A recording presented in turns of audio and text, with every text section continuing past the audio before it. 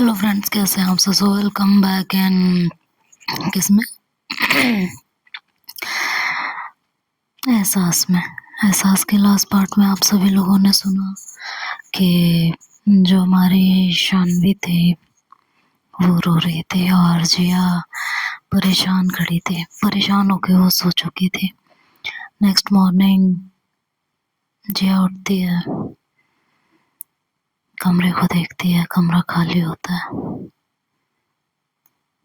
उसे देख उसके दिल में एक टीस सी उठती है।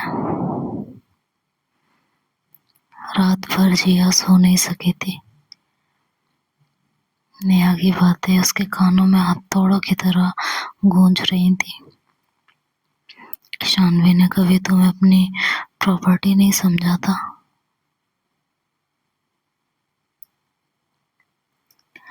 उसने तुम्हें अपनी दुनिया समझा था।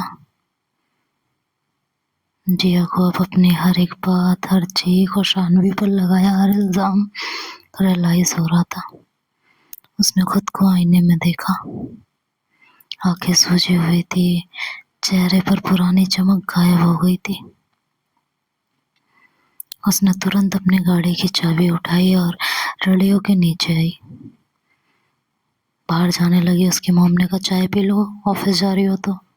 वैसे आज तो ऑफिस ऑफ है ना तुम्हारा, जा कहाँ रही हो? अपनी मम्मी को बिना कुछ कहे वो कहती है, टोके मत सुबह सुबह, जा कहाँ रही हो? शानवी को लेने। क्यों? वो अपनी मर्जी से गई है तो तुम क्यों जा रही हो?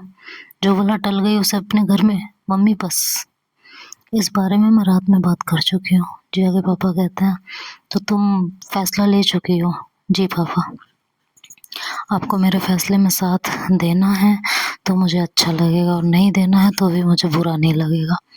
आप अपनी जगह ठीक है और मैं अपनी जगह। बस मैं शानवी को नहीं छोड़ सकती।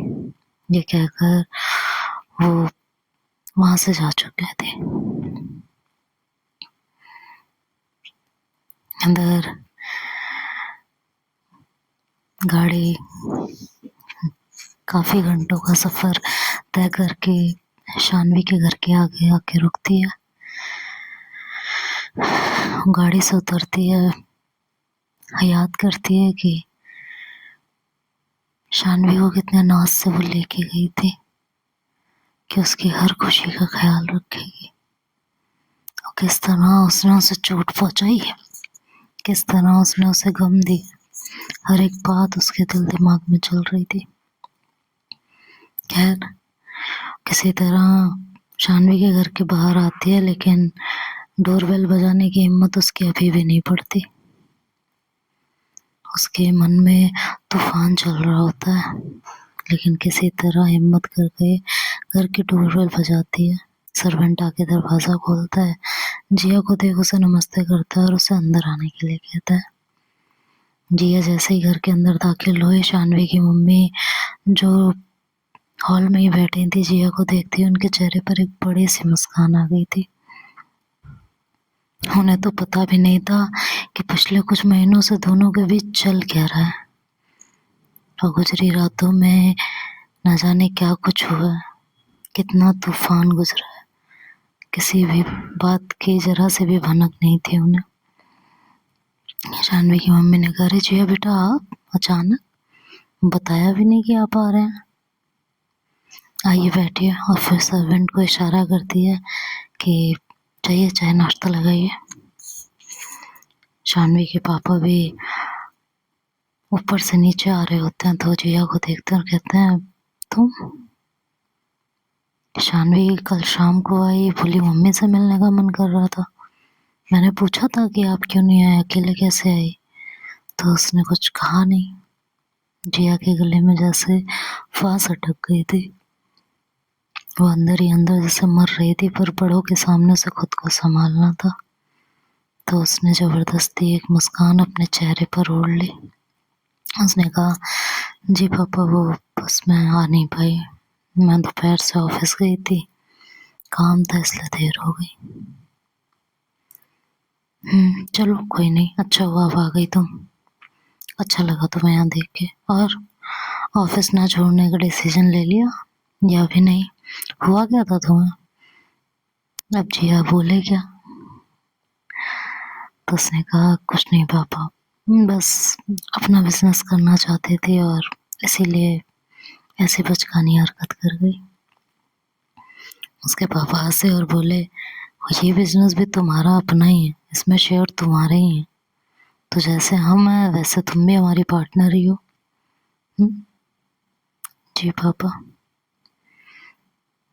नाश्ता मेज पर लग चुका था लेकिन जिया की नज़रें बस शानवी को ढूंढे जा रही थी। उसकी नज़रें शानवी के रूम को खोज रही थी। तभी देव आता है जिया को देख। उसे गुस्सा भी आता है और तसल्ली भी होती है। दोनों एक दूसरे को बस एक लुक देते हैं। शानवी की मम्मी कहती है जिया बड़ा आप कुछ परेशान लग रहे हैं, क्या बात है? कुछ नहीं मम्मी, कुछ तो बात है। शानवी भी कल थोड़ी गुमसुम थी। क्या बात है, दोनों के बीच कुछ हुआ है क्या, कोई नोक झोंक? जिया का दिल जोर से धड़का। उसने नजरें झुकाकर बोला नहीं नहीं मम्मी जी, ऐसी कोई बात नहीं है, बस ऑफिस के काम का थोड़ा सा स्ट्रेस है और वही दोनों प्रोजेक्ट की डेडलाइन भी पास आ रही है ना, तो बस उसी बात को लेके हम दोनों में थोड़ी कहासुनी हो गई थी। अच्छा तो ये बात है, शानवी के पापा ने कहा और कहा तो इस वजह से तुम दोनों में नोकझोंक चली थी और तुमने इतना बड़ा फैसला ले लिया था? बेटा ये काम है और काम होते रहते हैं, काम के चक्कर में रिश्ते नहीं बिगड़ने चाहिए। जी पापा।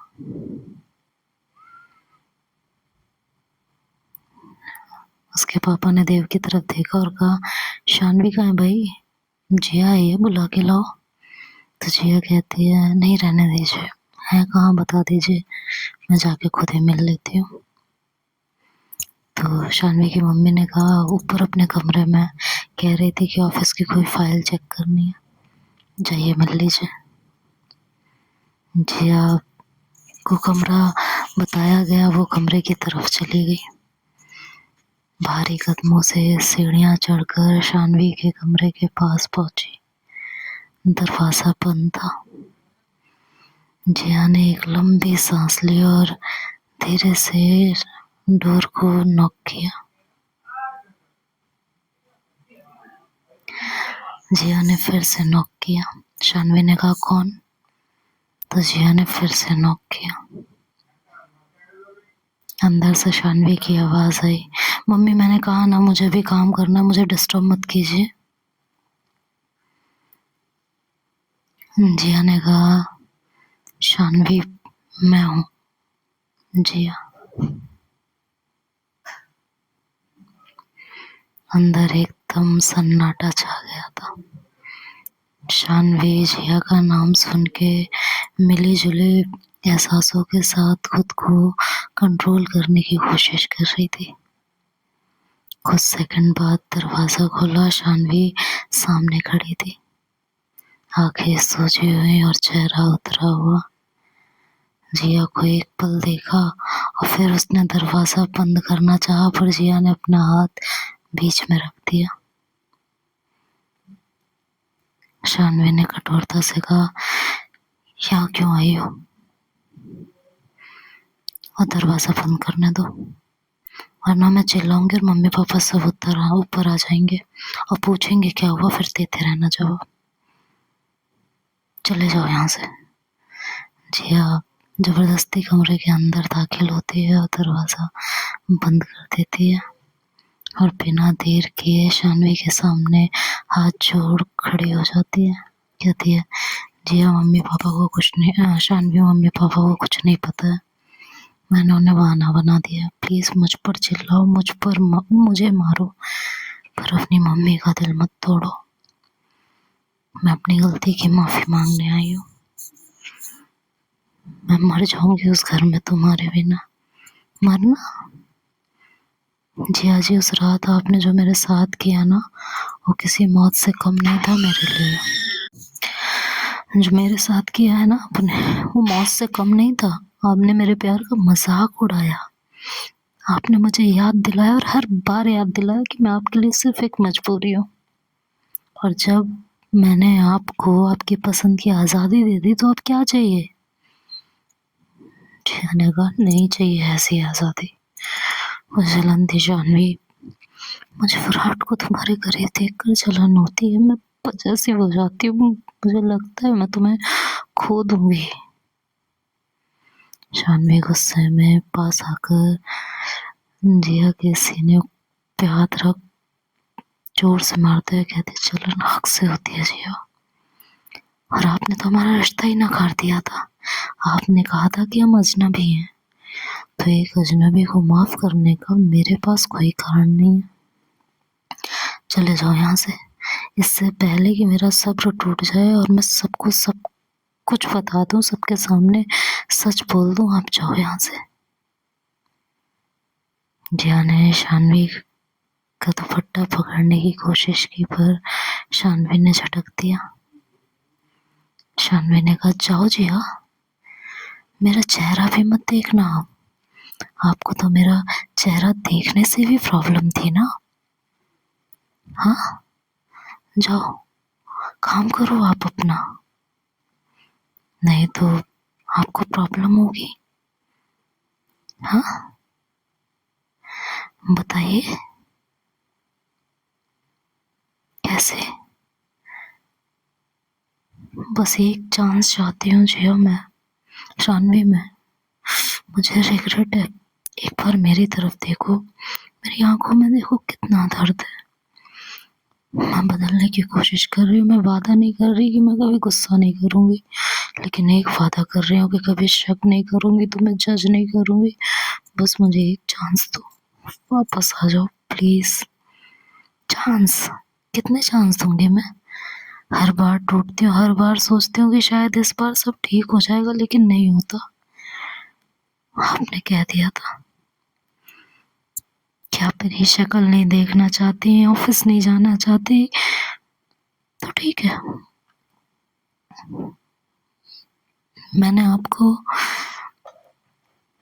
आज़ाद किया, हर चीज़ से आज़ाद किया। चाहिए, बिल्कुल चाहिए, और आराम से अपनी लाइफ एंजॉय कीजिए। अब कोई नहीं होगा आपके पास जो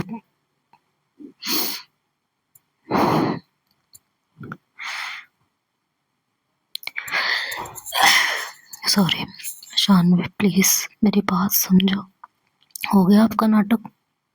शानवी बोलती है और कहती है, यहाँ भी कुछ और डायलॉग्स बाकी हैं आपके,